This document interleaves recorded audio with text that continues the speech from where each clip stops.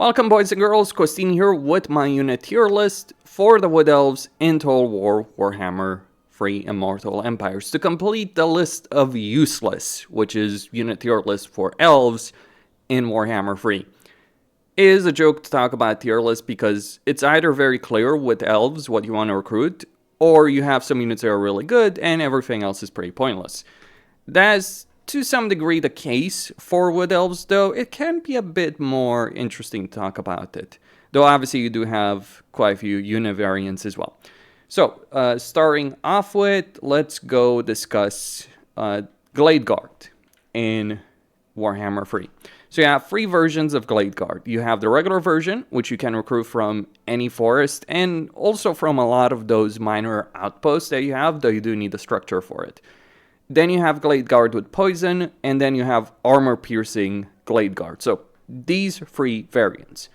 The regular Glade Guard is a solid A-tier unit from my point of view. It doesn't have the best damage out of the bunch, nor the most usefulness, but it is very easily available. The Glade Guard with Poison, I would argue, is an S-tier unit.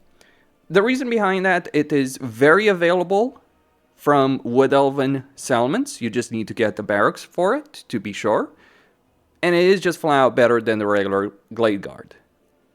So they're useful, relatively easy to recruit, though not as easy to recruit as regular Glade Guard, but still just a better unit overall compared to that. And then we have the Armor-Piercing version. The problem with the Armor-Piercing version, in a way it should be an S-tier unit as well.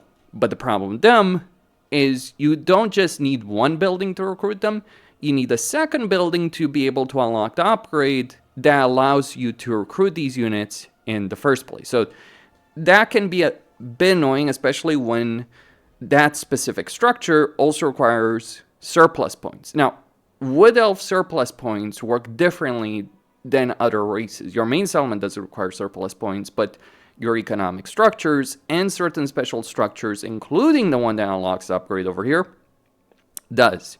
So that is certainly a bit of an annoyance when we're talking about recruiting Glade Guard with Armor Piercing.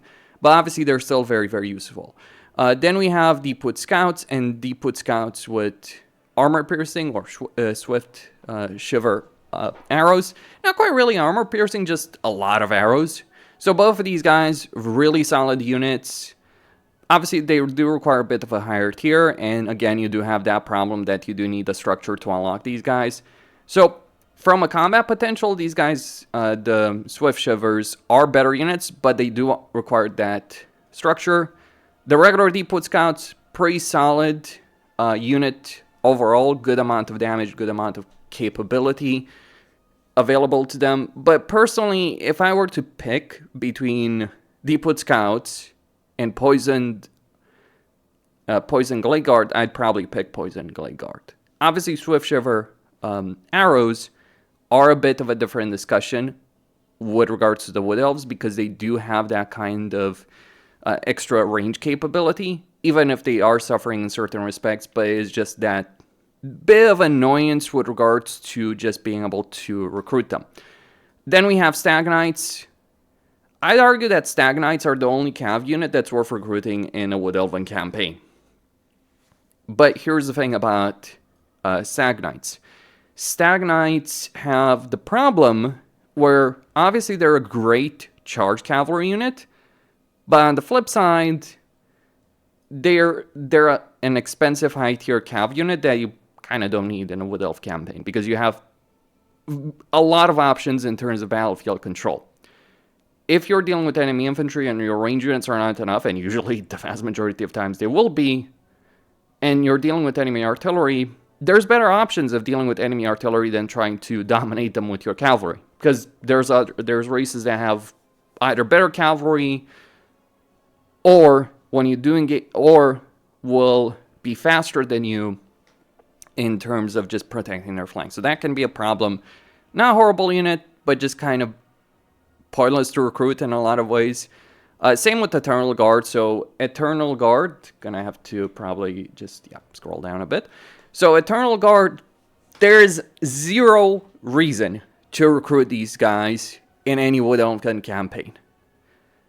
One could argue about, like, well, don't you want to make a front line that can hold the line? Yeah, all elves have these spearmen units, right?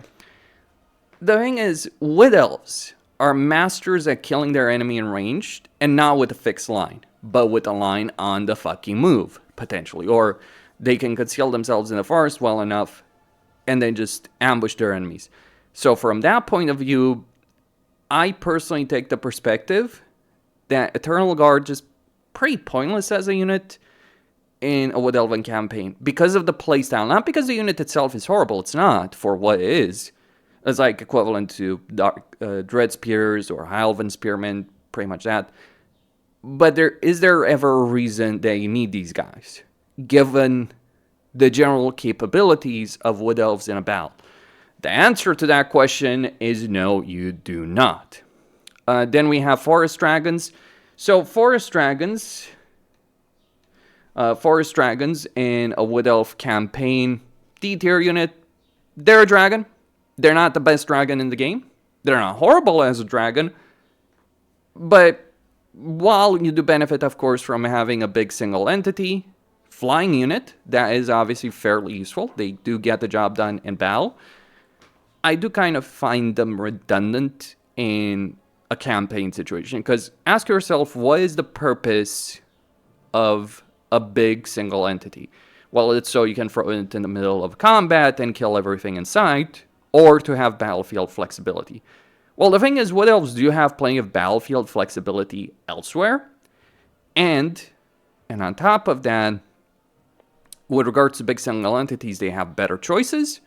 With regards to flying units, again, they have better choices available and easier to acquire in a Wood Elven campaign. So this unit is very redundant in a Wood Elf campaign. Not a terrible unit, can be worth recruiting a couple of them, but even in Orion's campaign with literally free upkeep, I would not bother with these guys in that kind of campaign situation. Then we have Dryads, Treekin, Treeman.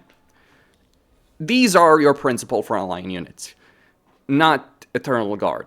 Not even any of the Wood Elf proper infantry options, but Dryads, Treekin, and Treeman. So let's view it from this perspective. Dryads, pretty D-tier unit. I know that, you know, there's Malevolent Dryads, but that's specific for Dryka. They're just basically the same unit, right? Just better melee. I don't really see much of a value in recruiting regular Dryads in any Wood Elven campaign. If you don't have Treekin available early on, you're better off going with Deepwood Scouts, and you're better off going with Glade Guard. If you do have Treekin available early on, Durfu and Dryka, you want to recruit Treekin. Income be damned, upkeep be damned. Now, one can argue, well, you can recruit more Dryads than you can recruit Treekin because of recruitment limitations. That is a fair argument, but it's almost never worth recruiting Dryads in a campaign as Wood Elves. Even when you get them for free, you kind of just want to get rid of them. There's just better value units. They're decent enough melee infantry, but they're far outclassed by the other melee infantry, which is Treekin. Treekin, especially Malevolent Treekin that Dryka has, but Treekin are an S-tier unit. These guys are exceptionally durable as monstrous infantry, especially when you have Ancient Treeman leading an army. Because they can get a lot of damage capability, a lot of survivability capability, and they flat won't break. I have fought battles as the Wood Elves against endgame armies where my entire army has been devastated, like my fancy lines of Glade Guard, Deepwood Scouts, all that kind of stuff. And just a handful of units, not even a full stack, just like 2 free units of Treekin, not only held the line against everything endgame armies could throw against them, but they won. Dryads collapse, Treemen flee, Treekin get shit done. They're the equivalent of Stone Trolls of the Greenskins, but they're so much better than Stone Trolls. Just much better leadership, much better combat capability. The ultimate monstrous infantry option in the game. I guess the only thing that would probably be kind of equivalent is Armored Chaos Trolls for Warriors of Chaos, but even then, I'd probably pick Treekin. And that's not even getting into the discussion of Malevolent Treekin that Dryka has. So, but regardless of that, absolutely an S-tier unit. Treeman, Big single entity, can do a good amount of damage. But I'll be quite honest on this subject. I think a couple of these guys can be useful. But generally speaking, I would prefer to have Treeman as opposed to Treeman.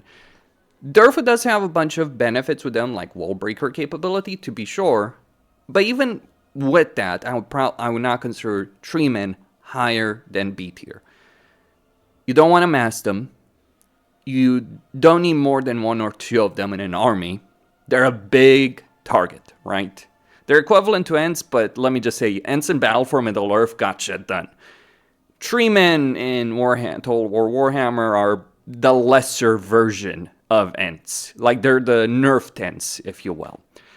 Like, I think Treekin are the ones that get shit done. They're a much more useful unit. These are equivalent kind of to Giants for Greenskins, Ogres, and all that. Now, I'm not going to put them lower, though there's a fair argument to be made in that favor. However, they do have a useful role in a battle for the Wood Elves from the perspective of being that big single entity that you're getting them from a structure you're going to build anyway because of Treekin, the Treekin situation. So might as well nab yourself a couple of these. But that's kind of the situation regardless.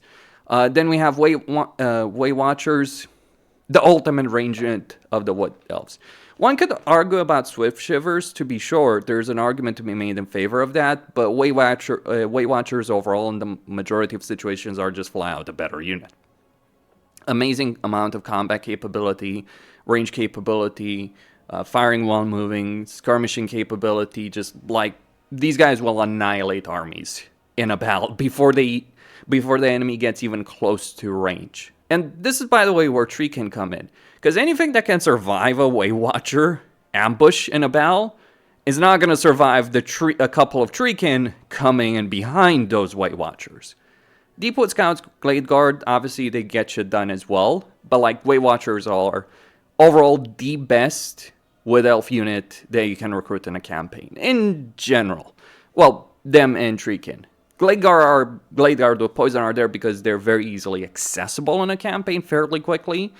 But generally speaking, you kind of want to go for the Waywatchers eventually. Then we just have Hawk Riders. So this is where we have to have a bit of a discussion about specific campaigns. In the majority of Wood Elven campaigns, I put these guys as a B tier. In the majority of them. They do have that flying role, so if you're dealing with enemy artillery and you want to harass that enemy artillery, this is your best option. Anything on the ground but flying cav, right? A flying, fast-moving cav unit that can do a good amount of range damage. We've seen how dominant gyrocopters have been. Now, to be certain, these are not fucking gyrocopters, but they're still pretty decent at their role. However, for the Sisters of Twilight, you could easily consider these guys an S-tier unit, but only for the Sisters of Twilight. Only in that specific context. So, for 3 out of 4 campaigns, they're a B-tier unit. Can be useful. In Sisters, you can make Doom stacks with these guys. Very good in that specific campaign. So, just keep that aspect in mind when we're talking about Wood Elves.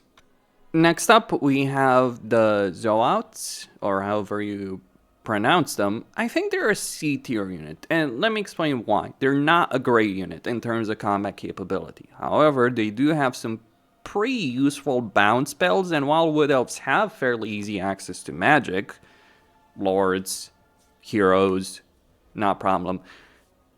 But the thing about these guys is that they do have those bound spells, and you can use those bound spells together with your regular casters to keep your Treekin alive. So they're support units for Treekin. That's how you should view them.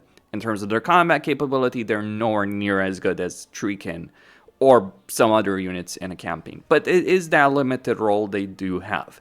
They at least have some use, which is not the same thing I can say for all the other units. See, this is the thing about Wood Elves. There's a bunch of units in the roster and they're all garbage tier. Like, I'm not even trying to exaggerate on this. I'm actually going to shrink this image. Because everything else, I'm quite serious, every other unit, the Wildwood Riders, the Sisters of Thorn, the War Dancers, Astrai Spears, Blade Singers, you name it. all of these guys, and I'm just gonna even remove these versions so I can fit maybe all of this.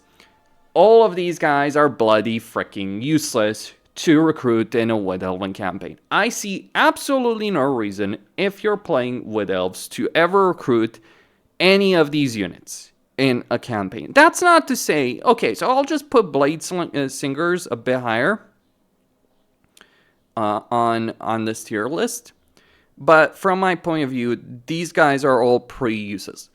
From the perspective of, one, if you want melee infantry, these guys exist in every Wood Elf campaign. It doesn't matter what you're playing. They're fairly quick to acquire in a campaign. Hell, I'd even argue Dryads are worth more than Astray Spears or anything like that. If you want... if you want that kind of damage dealing capability in melee, these are better. Blade Singers are an exception because they can do a lot of damage, but they're a fairly very, very squishy unit, right?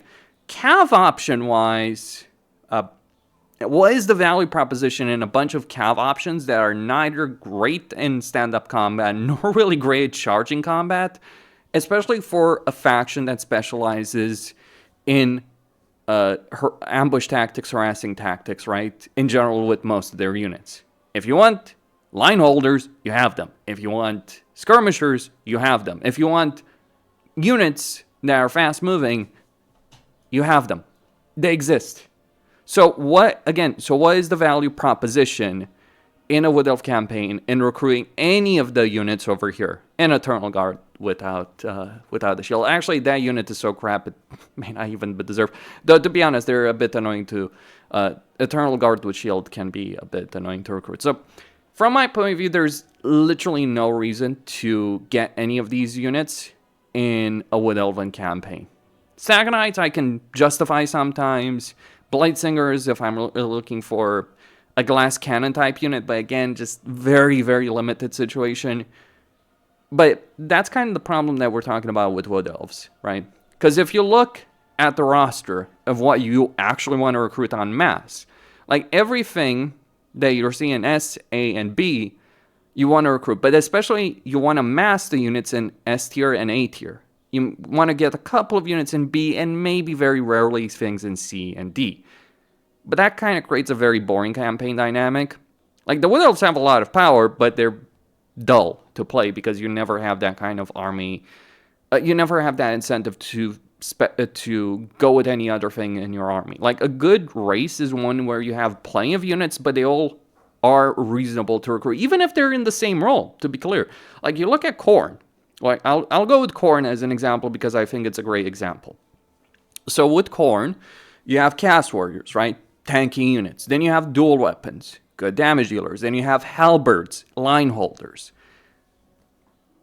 You have a reason to recruit all of those units, all three versions of that unit. But then you talk about Wrathmongers and Skull Reapers and Chosen. You might say, well, what's the reason of recruiting Chosen, Skull, all that? Well, Wrathmongers are a high damage unit, but they lack the survivability of Chosen. Chosen are insane line holders, right? So, and Skull Reapers, they're not as good as Wrathmongers, but they are a high damage dealing version, like kind of like Warriors of Chaos of Khorne with less armor, more damage. That's the equivalent I'd use. Every single one of those units has a purpose. Every single one of those units, even though they're a bunch of like melee dudes, right, with high durability, high damage, they all have their own quirks, but they work. With the Wood Elves, you don't really have much of a reason. Now, sure, maybe that's not the fairest comparison, right? Let's think of something else for a second. Let's consider dwarves. With dwarves, you have reasons to recruit quarrelers, you have reasons to recruit gunpowder units, you have reasons to recruit flamethrowers, you have reasons to recruit torpedoes, you have reasons to recruit flying units, you have reasons to recruit ground artillery units. You have reasons to recruit melee infantry if you want to. There's all kinds of justifications in a dwarf campaign for almost every dwarf unit, except kind of slayers, and I emphasize the kind of aspect. So with the exception of like slayers, and even then there's still reasons for that, there's reasons in a dwarf campaign to recruit a lot of the units in a roster. With the Wood Elves, you're looking at almost half the roster that is not worth recruiting ever, period. That's kind of a problem. That's all I had to say. Costine signing out. Don't forget to subscribe, like, and enable notifications. Stay tuned for more.